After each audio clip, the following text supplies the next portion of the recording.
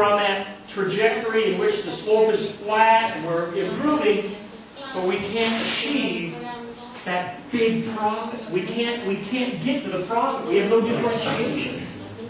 So, within this environment is what I usually have seen are three mistakes. There are three mistakes. Now watch these carefully. Here's the first mistake I see. We think we're different, but we're not. I work with Zeneca. Zeneca is an agricultural fertilizer company. They make fertilizers. They make weed control. Okay? That's what they do. I walked in and I said, "Tell me how you are with your customer." They said, "We're fantastic with our customer. We have this much, we can do this much, they have this much. We're fantastic with our customer." I said, "Great. Who's your biggest single competitor?" There's their competitor. Now I have a problem. Because my competitor does the same thing that Zeneca does. That means when the customer looks at Zeneca, they're looking at the competitor in the same way. And now when I take a look at Zeneca, I say, "What's your competitive advantage?" There's their competitive advantage. That's a problem.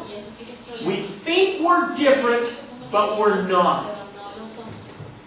And I have worked with dozens of companies in which this is the problem.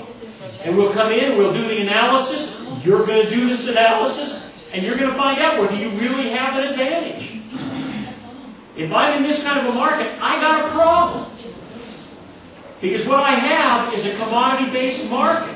I got a problem. Let me give you an example for mistake 2. We're different, but we're different in ways that it's not important to the customer. It just doesn't matter to the customer. Steve Hawks. This is a guy that came up with Palm Pilot. The first thing he came up before he came up with a Palm Pilot is a little mini computer called Zoomer. And he felt like what people wanted was a computer that was small, that you could put in your purse or in your pocket or in your suit coat pocket, that could do everything that a computer could do. That's what Zoomer was. He charged $700 for Zoomer and fell flat on his face. He failed miserably.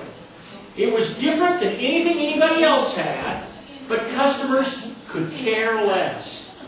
Fortunately for him, Newton came out about the same time and was even a bigger flop than this.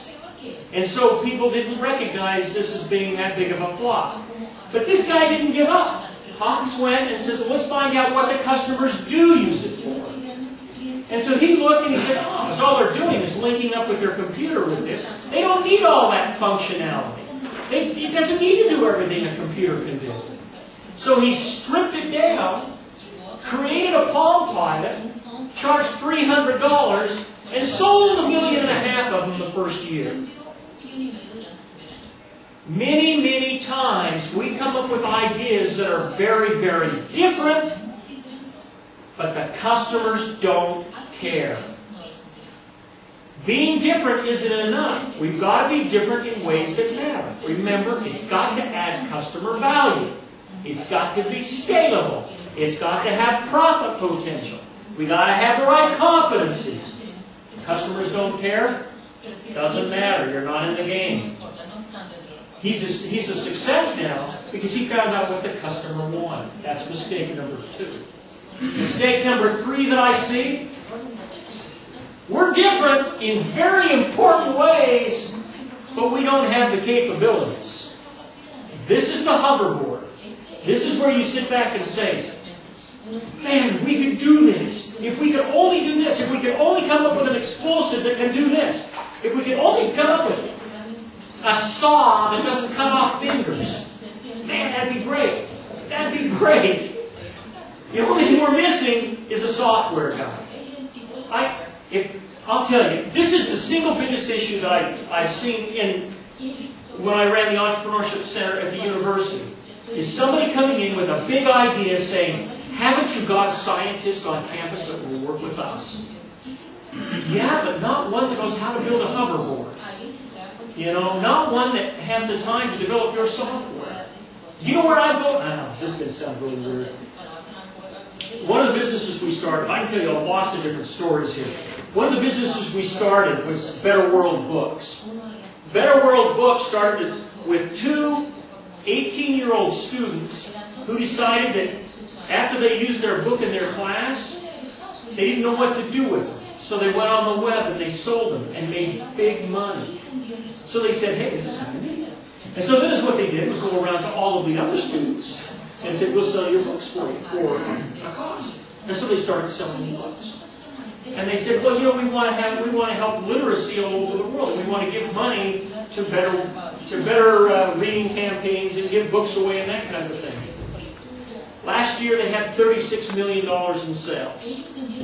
They gathered free books from 600 universities, every major library in the United States, and they were going crazy. Right now in South Bend, Indiana, they have a warehouse with over 4 million books. You've never seen 4 million books. You can't believe this warehouse. 4 million books in this warehouse.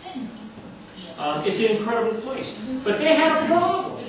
They needed software to manage 4 million books. When you get 4 million books in a room and somebody says, I need this book, how do you find it? You got a problem. And so you know what they did? They first came to me and said, is there somebody in Notre Dame? And I said, no, yeah, we've got software engineers, but they don't. Why would they? So they got online and they found a team of Russian software, this is scary, I know, Russian software programmers. And Xavier, the guy on the team, long hair, interesting guy, he says, I found these Russians. He says, they're in Moscow. They do my programming for me. I says, but can you trust them? He says, yeah, they're sending me code and it really works. I says, are you paying them? He says, I'm afraid not to. So he found his gay software guy. This is a company that started, didn't have the capability, and now this thing is just grown beyond belief. It's growing beyond belief. Another example, this is the one that I love to tell. It's when I first got started in the center. I had a student, this was a PhD student, in computer science. And anybody in computer science here? I'll be gentle. Okay. Because these people are weird. I'm sorry. Now are there any? No, I'm sorry. No, but computer scientists do their best work in the middle of the night. Yeah. See? Yeah, see? And I'm sorry, it's true, because this guy, he came to my door, computer science student, you know, and it was first thing in the morning, and he looked like he'd been up all night and had it. And he says, Professor Davis, he says, I have an idea. I said, yeah, he hadn't behaved. He was flies. I said, oh man, don't come in, don't come in. And he says, I have an idea. I says, well look, he says, what do I do? I said, start attending my class and learn how to write a business plan. We got to find if it's a good idea. Anyway, you have a business model here. Usually, that will scare a lot of them away. But not John. John came to class. Now picture your typical class of MBAs. First off, they bathe. They wear ties. They carry briefcases. And John walks in, and it looked like Moses parting the Red Sea. John sat in the back, and there wasn't a student within 20 feet of John. Nobody wanted to sit by John. You could smell John. But John ended up writing a business plan on his idea. He came down to me, and I read the plan. He says, now, and the plan sped up your server 60%. And I went, whoa, John, you really have something here. He says, what do I do now? And I thought, you're going to need money. So I took him to a friend who gave him $60,000 in seed money to start his idea. John was a software engineer, but he needed competency that he didn't have. And we did not have it in South Bend, Indiana at that time. We do now, but we didn't at that time. So John moved to Southern California, opened up a little office with his team of 6 people. They slept on the floor in the office.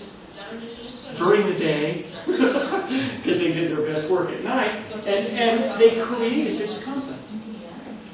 Inside of 2 years, they sold their company to Intel for $90 million. John made $38 million on the deal. He met girls. Or girls met John. I don't know which came first. But he met girls. He bought a Porsche. He called me and he says, Professor Davis, I'm going to buy a home. I says, that's great. I said, where is it? He says, it's on the beach in California. It's a great home. I says, how much? He says, they were asking $3.5 million. He says, I got them down to $2.9 million. I says, John,